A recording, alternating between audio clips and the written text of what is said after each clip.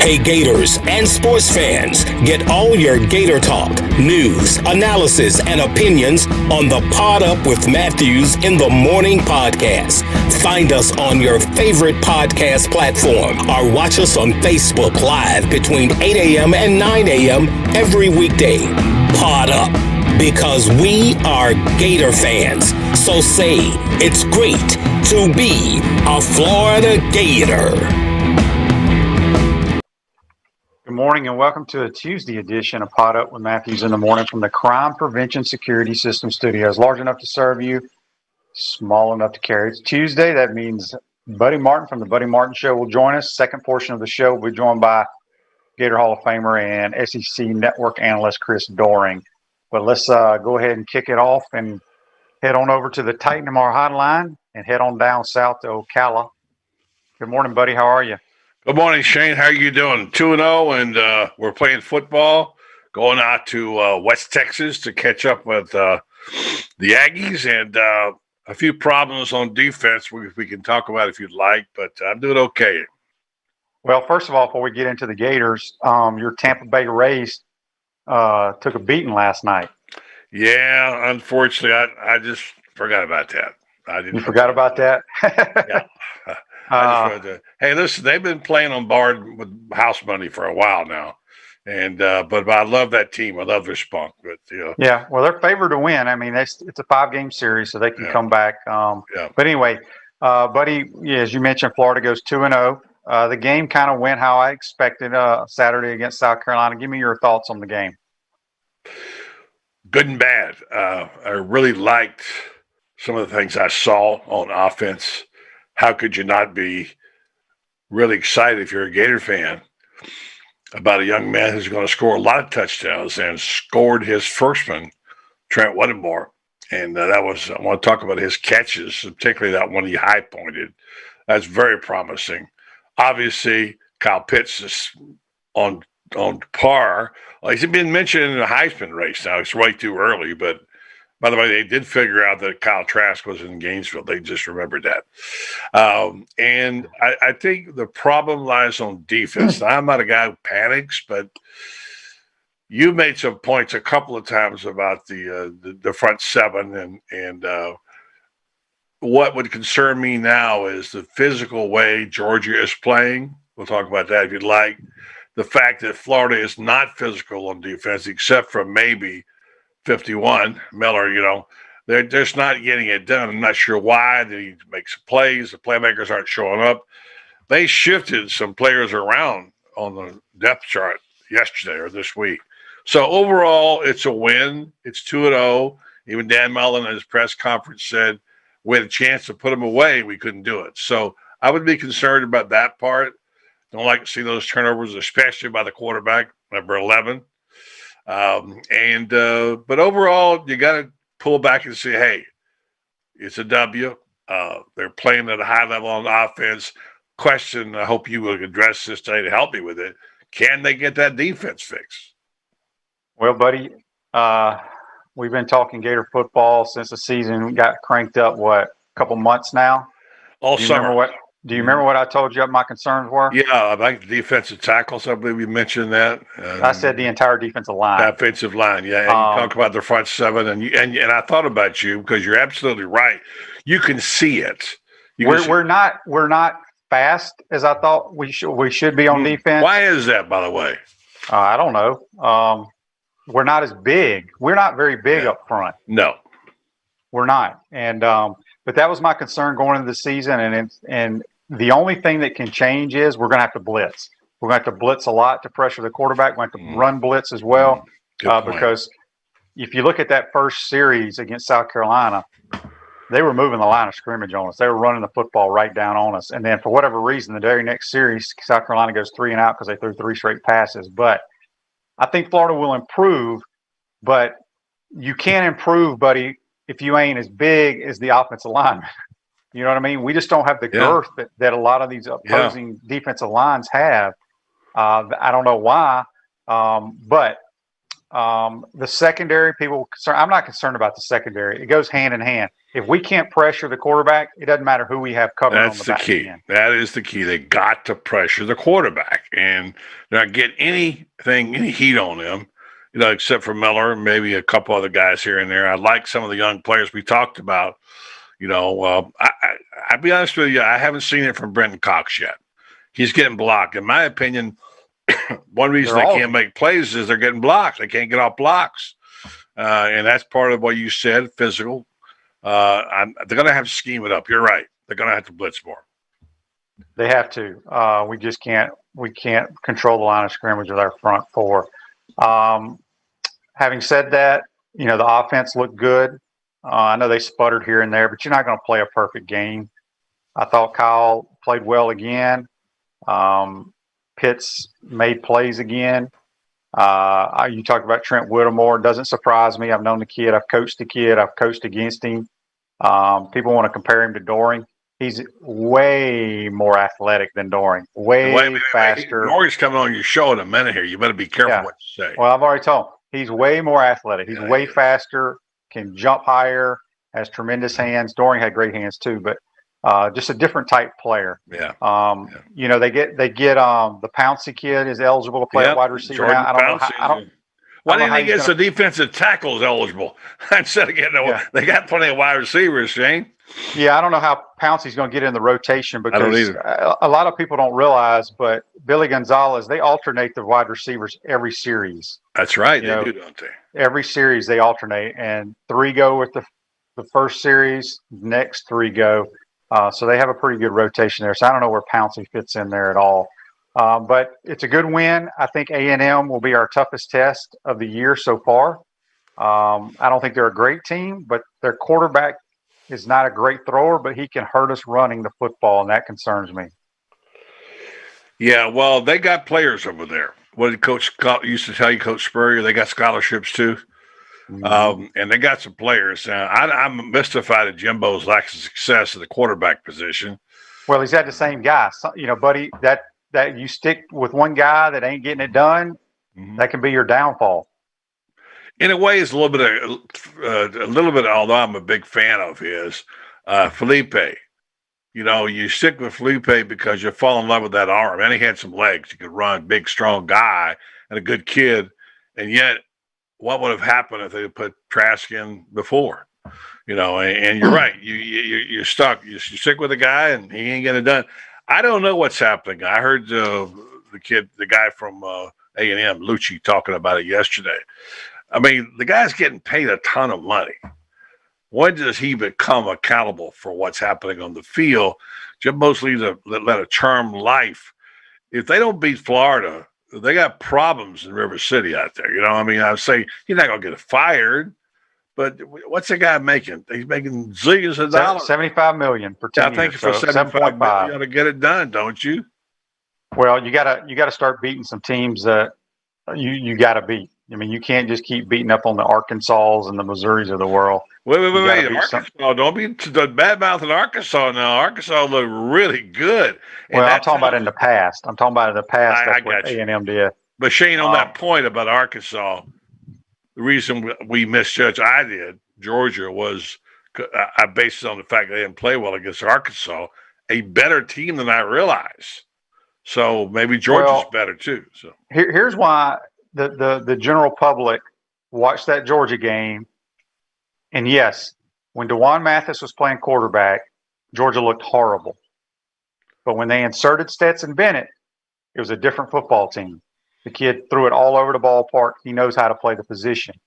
Georgia is a much, much better team now listen to me, buddy, with the kid who's on scholarship now, but was a walk-on over the 5 stars. It's a great story. It's very similar to Kyle Trask's story. But I tell you what, Georgia's a scary team right now. Their defense is just really, really nasty. I mean, they fly around and they are fast. Look like a dead gum NFL defense to me. And by the way, you mentioned fly around.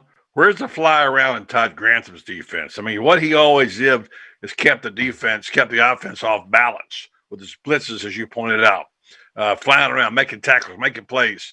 That's what's missing. Georgia looks awesome on defense. I just changed my mind on Georgia this past weekend after seeing it.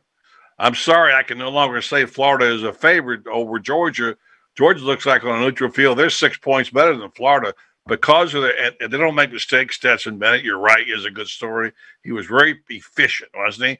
And then you put that defense in there and you say, okay, Florida better score 40 to beat Georgia because Georgia's going to come at Florida, and I don't think they can stop. Well, I'm going to tell you right now, buddy, we ain't scoring 40 on them. I understand. We got a Facebook Live here from Lauren, brought to you by Meldon Law, where you matter most. He says, we just don't have that bounce you like to see from defenses. Nobody's flying around with the ball. Yeah. And you just mentioned that. Yeah, we talked about some on the show last night. I think Lauren brought that up last night, as a matter of fact. And bounce is a good word. Lauren played a little ball. He knows, coached a little. He knows the game. I don't know. I don't want to get too negative too fast because it was a win.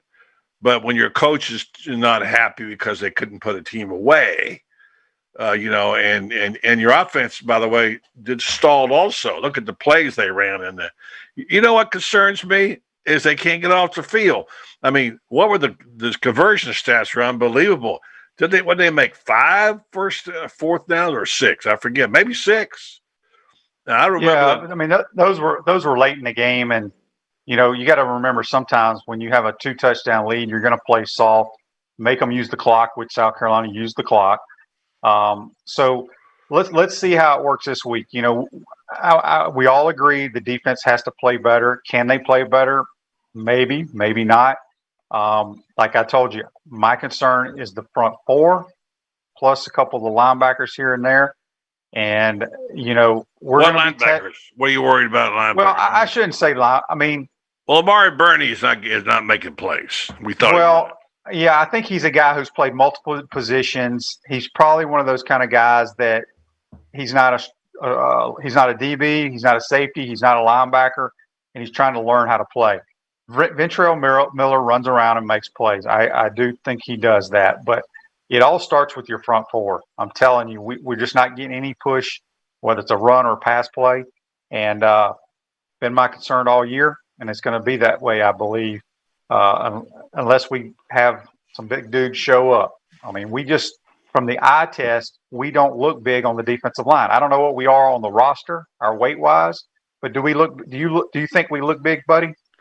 No, across the defense, you got Brent Cox, 250. I don't think he's 250, but they say you got Tadero Slayton, 340. Obviously, you got size. Okay. He's playing pretty good. Zachary Carter, got the defensive player of the week, 290. Jeremiah Moon, whose name has not been called enough for a guy that I expect big things at Buck, it's 250. So then you add in the Ventrell Miller, who's a stout 230. I think he looks bigger than that. And Bernie is 230. And you look across the way. So, and by the way, a couple other players that I'm disappointed in Elam, the way he's been playing. And I don't think Marco Wilson's played that well. He's not starting. Well, it's hard for those guys to play well when that quarterback has all day and can sit there. That's true. It all goes together, doesn't it? It does. It all starts with the big guys. Refresh your vehicle and your brand with a vehicle wrap from Wrap Spot. October is your lucky month at Wrap Spot. Mention promo code Shane and receive 13% off your vehicle wrap.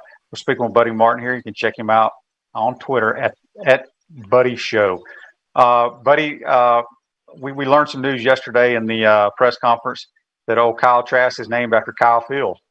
That's a good story. I really like that story a lot because if you dig a little deeper, there's even more to it than that. Of course, his parents went to Texas A&M. And I got to give Pat Dooley credit. He asked the question. So this is probably the stupidest question you're going to hear all day. Well, is there any connection between your name and Kyle Field? And he kind of lit up. Trask lit up a little bit. Said, well, it's a good week to ask that. And then he told the story about his parents, who both graduated from A&M. And he wound up, obviously, they gave him the name Kyle. Too bad he couldn't have played there, but they didn't recruit him. But, the name Kyle goes back a lot further than that. Way back in the day, before my time even, when I was a kid, Kyle Rote was a great player. He played for the Giants, Kyle Rote. So Kyle is going to Kyle Field, and there's Kyle to Kyle at Kyle, huh? Yeah, we hope so. We hope they can have a good connection Saturday at noon. Um, so, buddy, let's kind of move. We'll come back to the Gators, but I want to get your thoughts on what you saw in the SEC this week. Well, I saw Arkansas. Very impressive. I got to give it to them. They're hard. They play hard. They make plays on defense. I saw LSU bouncing back, of course, against a weak team like Vanderbilt. That wasn't all that impressive. Ole Miss Kentucky was crazy. And let me just say this. Stop trying to sell me Kentucky. It happens every year. All-year program's great. The Kentucky Wildcats, they're not great. They're not going to be in the top three. They're playing a nice little 7-3, 6-4 kind of schedule. Maybe 7-3, probably 6-4. They get a lot out of their play. They got their quarterback back. They look pretty good. They hustle. They got a good offense. Kentucky is not in the contender seat out there. I saw that. So Alabama just rolled, and they didn't even particularly play well. Their quarterback looks pretty good, doesn't he? Well, I thought he looked sweet, man. The way he their passing game is ridiculous now. Yeah, it really is. You know, it's as great of a season as Kyle Trask has started with, buddy. Mm-hmm. There's two quarterbacks in the conference that have higher passer ratings than he does. Amazing, that's hard to believe. You got Matt Corral and Mac Jones. Now, Mac Jones, I can understand. Matty Corral, I can't. That's really amazing. But credit to the coach. You know, they're getting it done there. You're right. One thing about him you got to love, and you had this stat on your side, you and Danny Werfel, all the great quarterbacks in Florida, your accuracy was great. You didn't throw the balls much, but the accuracy of Kyle, I mean, that throw he made to Whittemore, and the way Whittemore played it, that was a remarkable throw and a remarkable catch. It was both of those, but I guarantee you, when they sat in the film session, they're telling him, "Don't make this throw again." Yeah, but I mean, he made it. It was dangerous, a very dangerous throw that he got away with, and a lot of times that happens. But yeah, Trent's got great ball skills. The few scrimmages that I saw. I mean, I've known the kid forever. Like I said, the few scrimmages that I saw, he was the best receiver on the team. Yeah. I talked to Mark a little bit. I didn't talk to him. I text back and forth. They had a drill they used to play. He and his brother, who plays at Troy, as you know, and they throw the ball either long or short or whatever, and they had to go up and get it. And they give him points for, great catch, first down, touchdown, etc. And the catch he made for the touchdown, he bobbled it. You see him bobble it just a little bit. But what a happy moment for that family. What a great Gator family they are. And that was So I'm so happy to see good kids do well, and you know him really well. I didn't know he was accepted to Yale. Did you know that? He could have gone to Yale. Yeah, he could have gone to a lot of places. Smart kid, comes from a great family. His mom played volleyball at Florida. World class, wasn't she? Was she a center? Pretty good. Yeah. I don't know what her position was. I don't know all those positions in volleyball, but she played for Mary Wise there for sure. Yeah. Buddy, what did you think about the Oklahoma Sooners going down? There's something going on out there, and just a little lesson for you out there. It don't last forever. My gosh, 2 losses. I mean, and it didn't look, and they're playing in a weak league. I don't know what's going on out there. You just can't mail it in every year. Sometimes the other guy wins. I'm sure they're wondering what has gone wrong. I'm sure that the coaches are probably wondering about the NFL after that.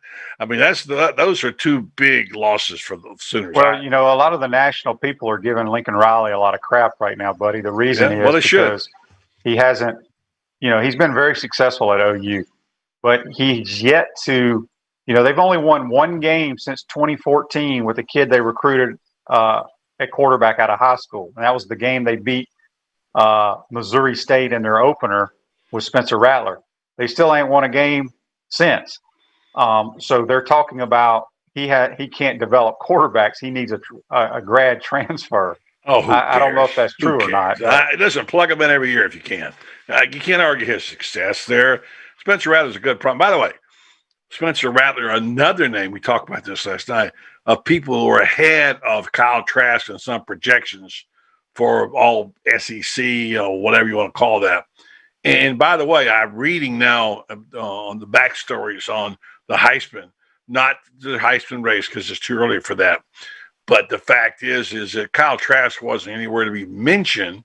There were so many guys that mentioned ahead of him, and one by one, you see what they're doing. They're dropping out. And Trask consistency's got him. Now, do I think he'll win the Heisman? No, probably not. Do I think he could win the Heisman? Yeah, I do. Spencer Rattler's a promising young quarterback, but you know what?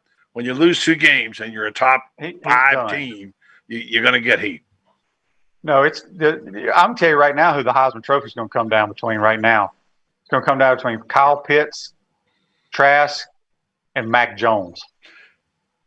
I don't know about Mac Jones yet. Dude, look at his numbers up, buddy. It's early, they're crazy. I hear you and I feel you, and it could happen. I'll tell you why, as a Heisman voter, which I've been for 40 years, it's always the best player on the best team who has the upper hand. Right. Now, and it could be Trevor Lawrence as well. Justin Fields, I don't think Justin Fields hasn't started playing yet. Well, we don't know. And he won't have a body of work to get him there, I don't think, unless he goes out and just lights it up or, they play in 8 games, 7 games, 8 games, right? 8 games. Yeah. Yeah, for sure. So, so I don't know. It's a little early for Heisman, but, look, you couldn't really, even though there's some glitches, as you point out, on defense right now, you really couldn't ask for a better scenario going into Kyle Field. Now, I picked this game as a loss of Florida in preseason. I'm not sure that I want to stay with that.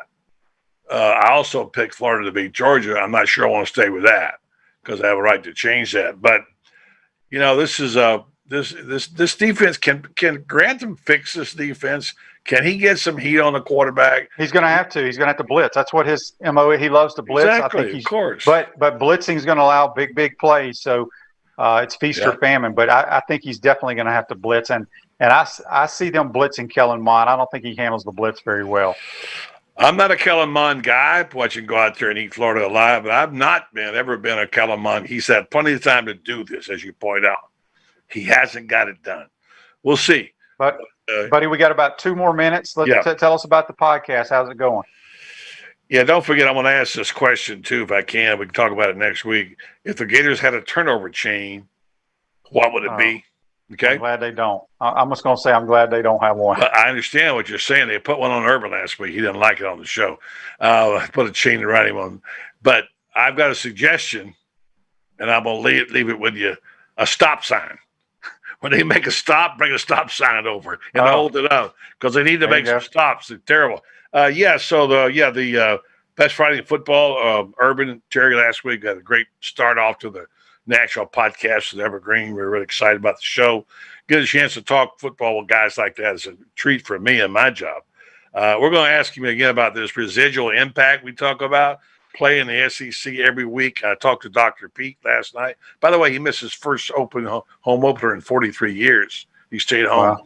And there's residual impact of the body. And you know this, when you play all these SEC teams, eventually it hurts your body. His body blows, and it comes to whether your trainer can get you ready or not. Urban talks about walking to the training room on Tuesday to see who's there and say, we just played Alabama. We're beat up. So those body blows, it's like boxing. Body blows in boxing. So, so the Best Fridays in Football is off to a start. You can get it wherever you get your podcast. It'll be up and running on Friday, and looking forward to that. It's going to be fun. Sounds good, buddy. We'll be on your show tonight. Appreciate you joining the show, my man. Thank you. We'll continue this conversation on the other side. Thanks, Shane. Yes, sir. That's Buddy Martin. Join us on the Titan Tomorrow hotline at Chris Doering Mortgage. They do mortgage lending right, helping home buyers throughout Gainesville and North Central Florida. Call Chris Doering Mortgage today, 352-244-0840. Speaking of Chris Doering, he'll be joining us right after this break. Hey, Gator Nation, this is your former head ball coach, Steve Spurrier. Check out our show, Inside the Huddle with Shane Matthews and Steve Russell, every Tuesday during football season on 8:50 a.m. and 98.1 FM WRUF at 10 o'clock a.m. We want to take this moment to thank all our sponsors who keep the show going and pay the bills. Our Gridiron sponsors are Crime Prevention Security Systems, large enough to serve you, small enough to care. Titan MRI, Gainesville's only locally owned and operated MRI facility. Area Rug Masters, your number one choice in Gainesville for all your rug cleaning services. Meldon Law, where you matter most. Peachland Dental, Gator Nation's first choice for dentistry in Port Charlotte. Celebration Point Town Center, Center State Bank, Chris Doering Mortgage. Some of our touchdown sponsors are Campus USA Credit Union, The Digital Mortgage Guy, Adams Ribs, Darlene Wiebe Realtor, Caldwell Banker MM Parish, Gator Dominoes, Celebrate Primary Care, Davis Gainesville Chevrolet, Miapa Latin Cafe, Rap Spot, Okido America, Gators Dockside, Radware, Style Cuts, Ironwood Golf Course, TB Financial, Meadowbrook Golf Course, Dar Shakow Insurance.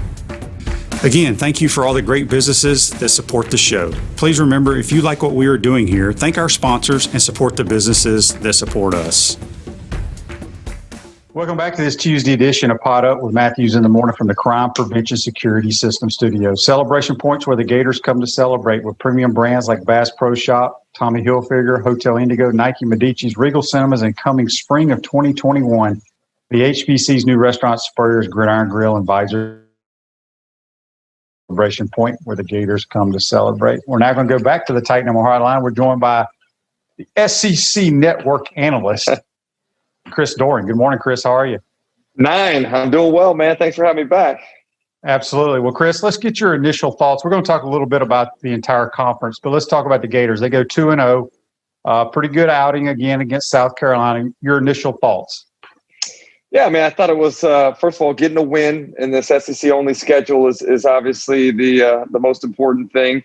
Offensively, they still continue to be able to put up a lot of yards and score a lot of points, which I think makes Gator fans really happy. That was the point in hiring Dan Mullen, an offensive guy, was to win football games and do it in a way that was reminiscent of the way that you and I used to do it back in the 90s when Coach Spurrier was lighting it up. And so I think to that point, we feel really good about it. There are still some deficiencies that I look at on tape and worry about offensively, including the offensive line's inconsistency. I thought the running game was better. Dameon Pierce looked like he was running really hard. It was nice to see him get going. I still think there's a lot of contested catches that are being made. I don't see a lot of guys wide open, but I guess that really doesn't matter at the end of the day when you're able to make plays the way that Florida's receivers have. But I think the big concern for me, Shane, continues to be the defense. You've talked a lot. You and I have talked off the air about the defensive line. I see those guys getting pushed around an awful lot. They don't do a great job of getting off the ball, get off the block. They definitely don't tackle very well. They certainly don't set the edge very well. Lost contain a lot of times yesterday. But I did see some improvement in the second half of the ball game. Florida was getting the run shoved down their face in the first quarter and a half or so, but ultimately made some adjustments and stiffened up a little bit defensively. Yeah, I've said all along my concern is defensive line. We just haven't put pressure on the quarterback, and we've been getting pushed around, as you mentioned, with our front four. And the only time we can move the quarterback, get him off his spot, is if we blitz, if we bring extra. And if you do that, you may get there, but you're going to give a lot of guys opportunities to make plays down the field. Let's go back to the offense right now. Kyle Trask is on a historical pace right now. A lot of people comparing his season, the way it started, to what Joe Burrow started last year. Is that a fair comparison? Yeah, I've actually compared the starts the same way. I mean, statistically, the offense is very similar. Actually, the entire situation. I mean, last year at the beginning of the year, the offense were putting up a lot of points for LSU. The defenses were struggling a little bit, much like what Florida's has here in the first two games of the season. I think the comparison that I made on the show on Saturday night, Shane, and I'll always defer to your knowledge on quarterbacking and what you see there. But the feet are what reminds me a lot of Joe Burrow. Joe Burrow has maybe one of the best set of feet that I've ever seen at the quarterback position, sliding, feeling the pressure.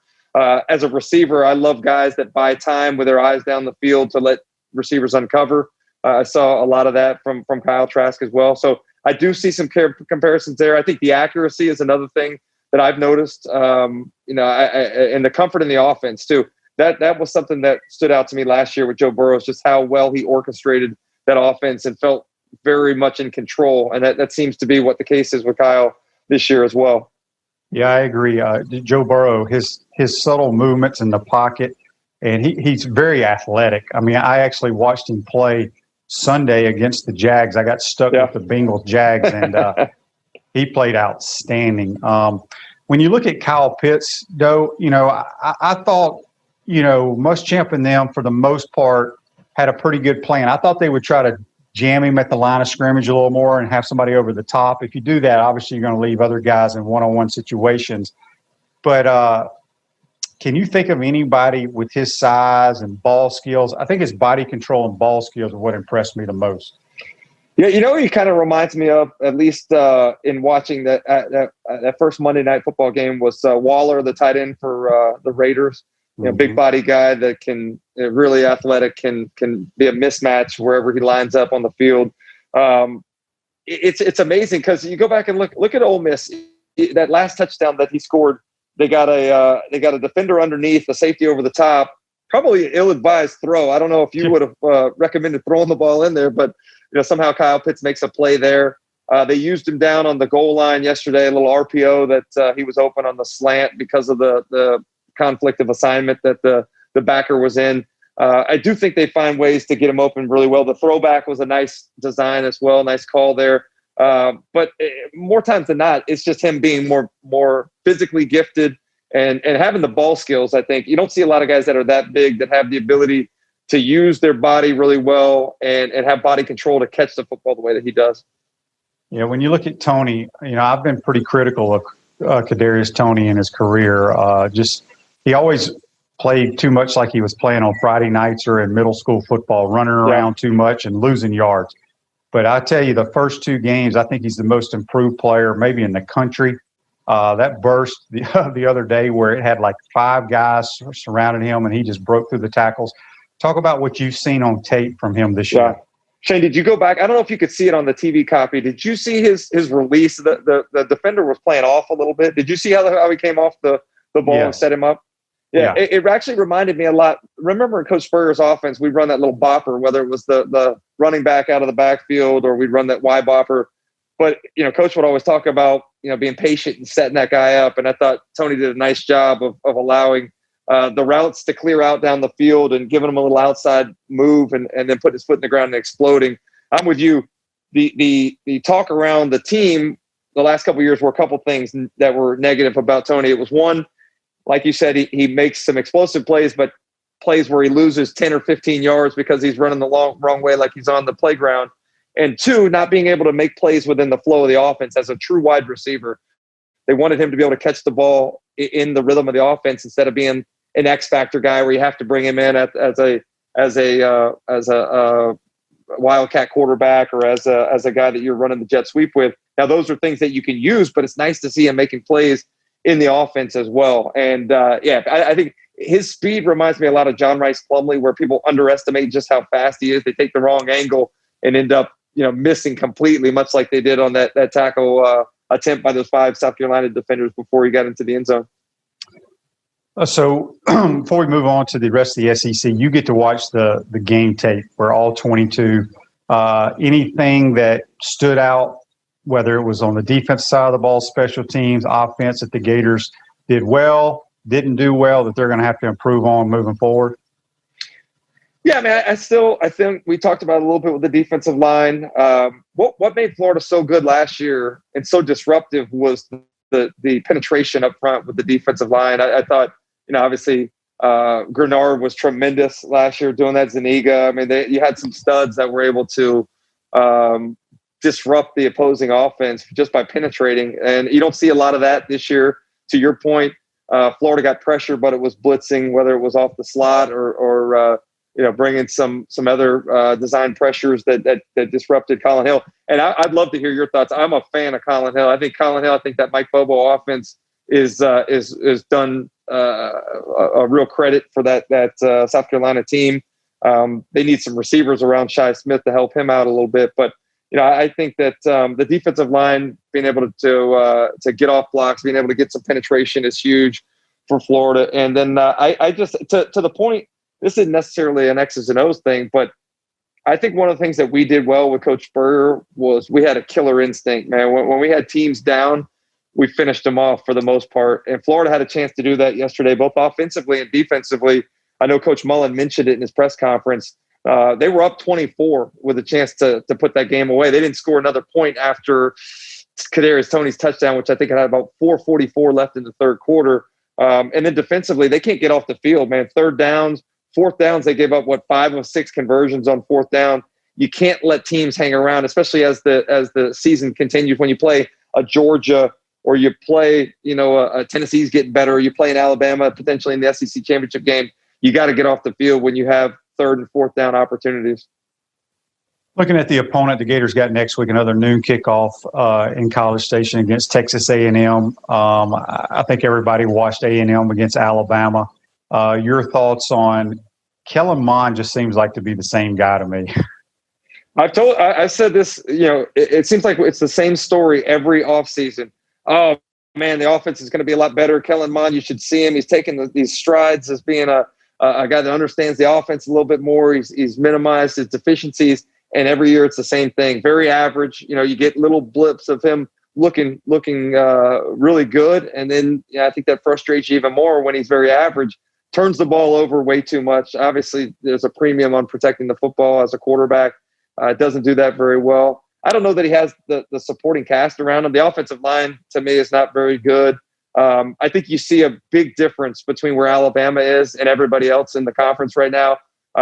Alabama's the most complete team in the league, and that's nothing disparagingly to be said about Florida, but I think there's a lot of strides that Florida needs to make until they're in the same class as where Alabama is right now.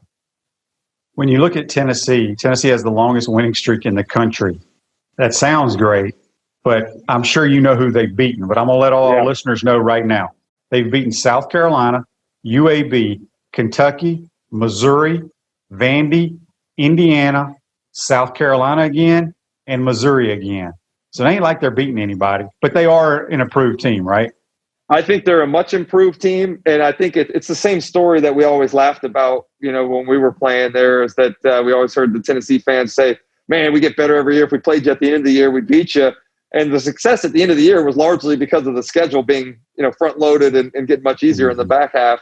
But I will say this, man, and I'd love to sit down with you, and we'll go through some of the tape on this stuff.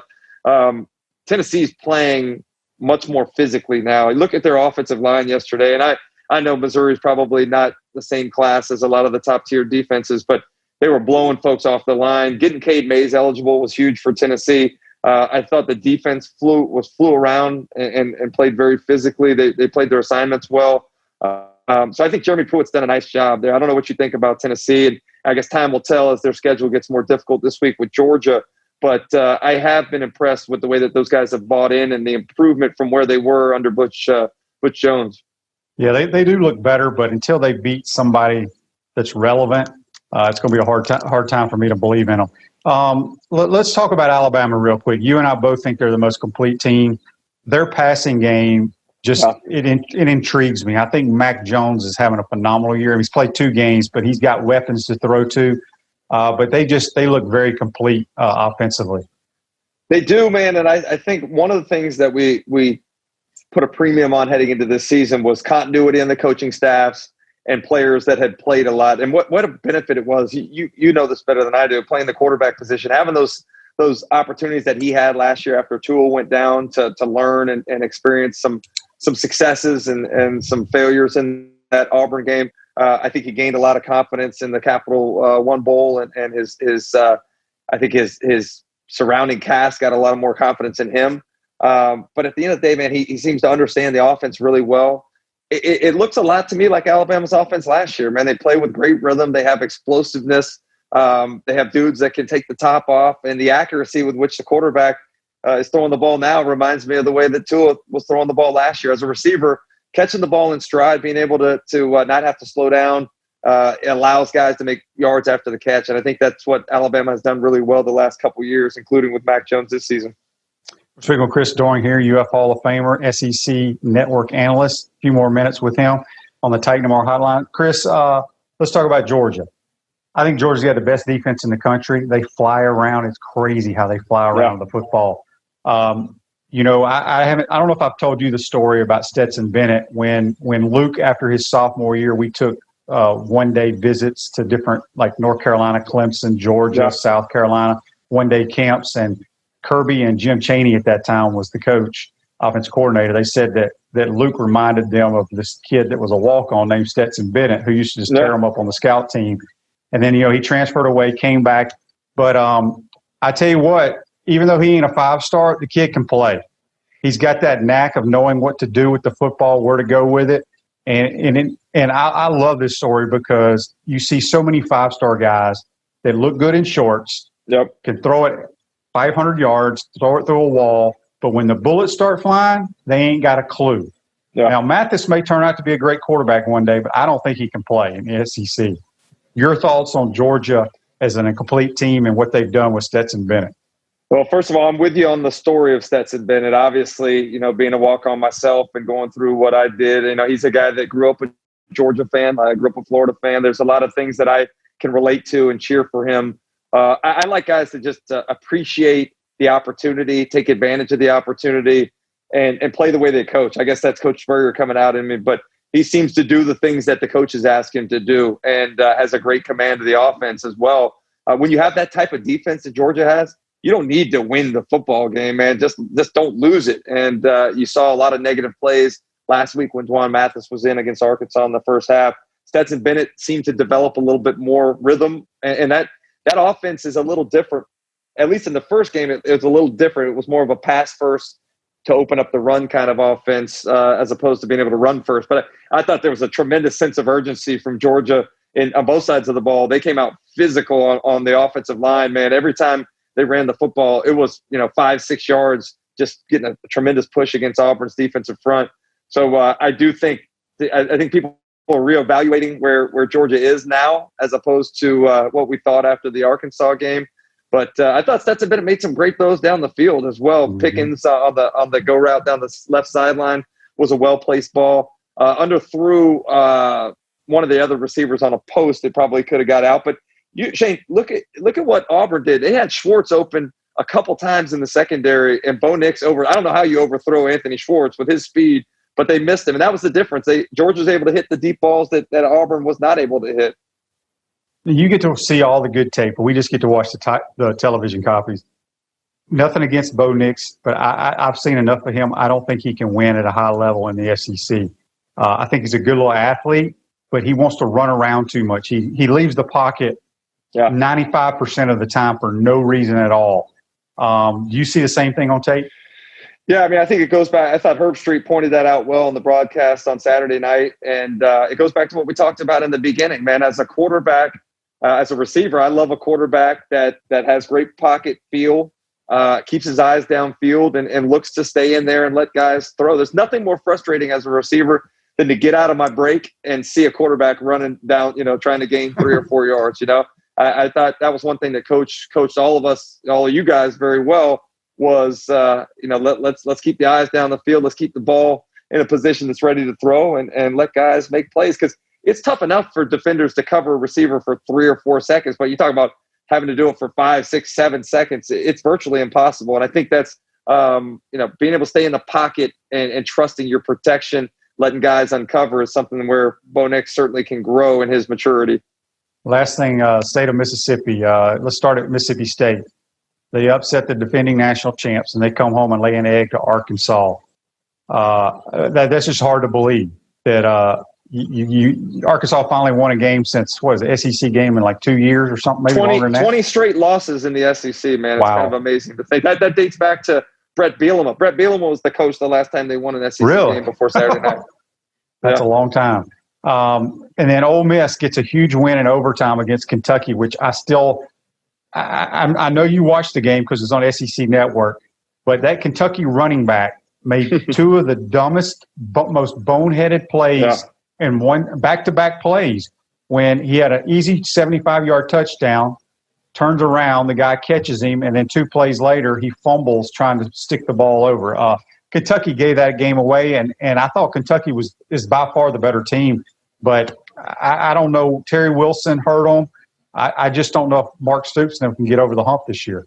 So much to unpack there. First of all, I don't understand the obsession with trying to celebrate early. We saw DK Metcalf do it last weekend and the Seahawks win at home. I don't understand why you want to celebrate before you get across the goal line. But we see guys continue to do that. It's just amazing to me that people don't learn from other people's mistakes. I'm with you too. I feel betrayed by Kentucky because I was high on the Wildcats all off season, and I feel like they've been the better team in both games this year. They should have beaten Auburn. They turned the ball over 3 times. They run an ill-advised fake punt where the punter makes a read that probably shouldn't even have been on in that situation. And then they go out and what Kentucky do? Very un-Kentucky-like. There's ill-timed penalties. They're fumbling the ball on the goal line. They miss a field goal and miss a PAT. Like, those are things that we've known. If you're a mid-tier talent team in the SEC, you can't afford to make. So I was disappointed. I mean, tell me the last time somebody ran for 409 yards and lost a football game. I don't even know how that's possible to do, but clearly some defensive issues for them. I think on the other side, Shane, I'm amazed. I did not think it was going to be easy for new coaches in this league to come in and have success immediately, especially putting in new offenses. But we've seen Mississippi State do that last week against LSU. We saw Lane Kiffin do it in both games. They finally won this one and obviously lost the first one against Florida. Sam Pittman came in and I thought they did a great job. Maybe the most important hire in the SEC as a coordinator this year with Barry Odom at the defense coordinator spot. I thought he had a great plan. I don't know why LSU chose to play so much man coverage, especially with being down as much as they were in the secondary. But you could see conversely, Barry Odom played a lot of zone, eyes on the football, eyes on the quarterback, kept everything underneath, and then tackled the football. I think what they have against LSU, I think it was 363 yards after the catch, and that was not the case on Saturday. Arkansas defense did a nice job of tackling the football, letting them catch things underneath and coming up and stopping them right there. Last thing for you, Chris, and we appreciate you taking the time to join the program. You were Gene Chizik a lot, and I want your thoughts. And if Chizik has ever mentioned anything, I just think the days of great defenses, especially in the SEC, are over with. I think holding somebody under 20 or 24 points is almost impossible because it's all about getting guys out on the perimeter, getting the ball in space, and having those guys try to cover you or tackle you. Does Chizik talk about he's glad he's not a defensive coordinator right now? It's definitely a headache, right? I think, first of all, the rules are set up for the offense to win, right? The idea of, the one thing that we've talked about with the RPOs is linemen downfield. It never gets called anymore. That's got to be tough for a defender trying to make their reads. I think you're right. It's so different than what we were brought up playing at Florida, where we're trying to vertically stretch the field. These guys, it's much more of a horizontal, short passing game, tackle guys in space, like you said. But it definitely is designed to allow the offense to have more success. So, I think you've seen the adjustments. Nick Saban, the days of having like Tay Cody as your nose guard, you have to be very multi-skilled. You have to be able to play all 3 downs. You don't have the ability to substitute anymore. So it's definitely slanted towards the success of the offense for sure. Well, Chris, we appreciate you taking the time to join the program. We'll be checking you out next Saturday in studio. Have a good week, my man. Appreciate you, Shane. Good being on, man. All right, that's Chris Doering. Join us on the Titan Or Hotline. When we come back, we're going to wrap up this Tuesday edition. We'll be right back. This is Shane Matthews. Thank you for listening to Pot Up with Matthews in the Morning. You can also check me out on Inside the Huddle with Steve Russell and the head ball coach, Steve Spurrier. Tune in every Tuesday during football season on WRUF 98.1 FM, 8:50 a.m. at 10 o'clock in the morning, or find us on your favorite podcast platform. We want to take this moment to thank all our sponsors who keep the show going and pay the bills. Our Gridiron sponsors are Crime Prevention Security Systems, large enough to serve you, small enough to care. Titan MRI, Gainesville's only locally owned and operated MRI facility. Area Rug Masters, your number one choice in Gainesville for all your rug cleaning services. Meldon Law, where you matter most.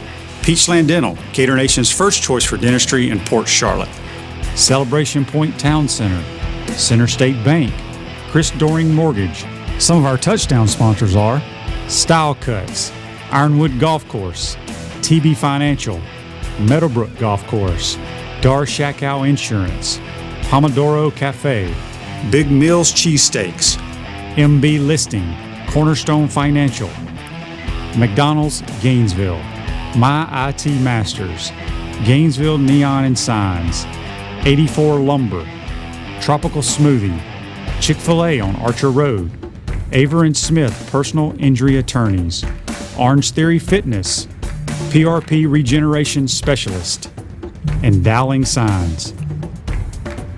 Again, thank you for all the great businesses that support the show. Please remember, if you like what we are doing here, thank our sponsors and support the businesses that support us. Hi everybody, I'm Steve Spurrier. I've been fortunate, blessed. A lot of good things have happened during my playing coaching career, a Heisman Trophy, national championship, a bunch of SEC championships also. And we're bringing that same attitude to the restaurant game. In the spring of 2021, we're opening Spurrier's Gridiron Grill right here in Gainesville at Celebration Point. We need some 5-star recruits to help fill all the positions in the restaurant, from the front of the house to the back. So if you think you got what it takes to make the cut, I invite you to have a one-on-one and greet me with some of our management team on Wednesday, October 14th at the Hotel Indigo at Celebration Point. Learn all about our job opportunities with the restaurant. Now let me make this clear, I'm only looking for the best of the best out there. So if you love your job, if you love the restaurant business, if you want to be part of the most elite team right here in Gainesville, then we'll want to meet you, learn more about you, and hopefully work at Spurrier's Gridiron Grill. With your help and the best of food, drinks, service all around, we'll make Spurrier's Restaurant the envy of all the Seminoles and Bulldogs everywhere. We're looking forward to working with you. Be there October the 14th. We plan to meet at Hotel Indigo at Celebration Point. So go to SpurrierDraft.com, fill out the application, and we'll schedule you an interview accordingly. Take care and go Gators. Welcome back to wrap up this Tuesday edition of Pod Up with Matthews in the Morning from the Crime Prevention Security System Studios. Large enough to serve you, small enough to care. This day in sports is brought to you by Area Rug Masters, Gainesville's most trusted area rug cleaners. With free pickup and delivery, Area Rug Masters is the convenient way to keep the focal point of your room looking brand new. Call Area Rug Masters, 352-448-5999. This day in sports in 1993, after 9 seasons and 3 championships with the Chicago Bulls, Michael Jordan announces his retirement from the NBA. He later returned 2 years later to win 3 more NBA titles. Really want to thank Chris Doering and Buddy Martin for joining the program today. Also, don't forget, tomorrow we are going to be joined by JC, but we'll also be joined by Jerry Odom, former Gator linebacker, been a long-time college coach, now the head coach at Tusculum University. We're going to talk to Jerry about what he's seen. They don't play until the spring, but what he has seen being a defensive-minded head coach, what it's like, talk to him, what it's like now trying to stop these offenses. Offense football right now is like no other era. It's crazy, the numbers these quarterbacks and wide receivers and just basically offenses are putting up these days. Then Thursday we'll have our high school roundup. It's presented by Baker Sporting Goods. We'll also have Brent Beard with a lot of good stuff, and then we'll talk Texas A&M with Jeff Tarpley, who covers the Aggies on Friday. Also need to pay attention to the weather forecast. I think weather's going to be an issue this weekend with a lot of college games with the hurricane. I saw where most of the SEC games, anywhere between 70 and 90% chance of rain for all the locations. So I don't know how bad it'll be out in College Station. Hopefully not too bad, because there's nothing worse than throwing a wet ball. We don't need that to happen, because we need to put the ball in the air to beat these Aggies for sure. Make sure you follow and like us on Facebook Live. Check us out on YouTube, Spotify, Apple Podcasts, and Google Podcasts. And I believe it was Lauren on Facebook Live, brought to you by Meldon Law, Where You Matter Most, that sent us these stars. We appreciate that. Whatever it means, we appreciate it. So thanks for that. Don't forget, tomorrow, though, join us, because Jerry Odom's going to give us some good insight on what offenses are doing in this 2020 season, attacking the defenses. Today's show is a wrap, brought to you by Wrap Spot. Be safe out there, folks. We'll see you tomorrow.